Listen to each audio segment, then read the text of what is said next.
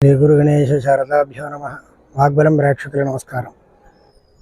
ఈ కార్తీక మాసంలో పర్వాల్లో ప్రతి శివాలయము, ప్రతి వైష్ణవాలయము కూడా అద్భుతమైనటువంటి విద్యుత్ దీపాలంకరణతోటి, భక్తి పారవస్యంతో ఉంటూ ఉంటాయి.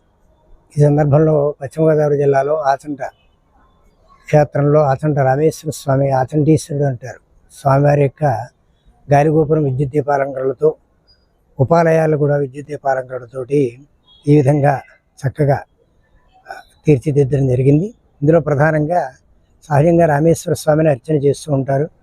ఈ స్వామి యొక్క క్షేత్ర మహిమ చాలా విశేషంగా చెబుతూ ఉంటారు. చన్ను ఎందు ఉద్భవించినటువంటి పరమేశ్వరుడు అని. అంతేకాకుండా ఈ ఈశ్వరాలయంలో పైన ఉన్నటువంటి ఒక ప్రత్యేకమైనటువంటి ఆలయం మనకు కనబడుతూ ఉంటుంది. ఆ ప్రత్యేకమైనటువంటిది ఏమిటయ్యా అంటే చంద్రశేఖర స్వామి అని.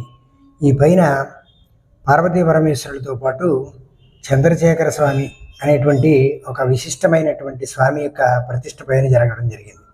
అంటే పరమేశ్వరుడు కింద ఉంటాడు లింగ స్వరూపంలో, పైన మూర్తి రూపంలో చంద్రశేఖర స్వామి మనకి దర్శనం ఇస్తున్నారు, చూడొచ్చు ఇందులో. కాబట్టి ఈ విధంగా మనకి చంద్రశేఖర స్వామి కనబడుతూ ఉంటారు. అలాగే పెద్దలు చేసినటువంటి యంత్రరాజ్యం కూడా ఇక్కడ, శ్రీచక్రరాజ్యం అనేటువంటి యంత్రరాజ్యం కూడా ఇక్కడ ఉండడం జరిగింది. దీనికి ప్రతినిత్యం కూడా అర్చన చేస్తూ ఉంటారు. ఈ విధంగా అర్చనాది కార్యక్రమాలు చేస్తూ ఉంటారు.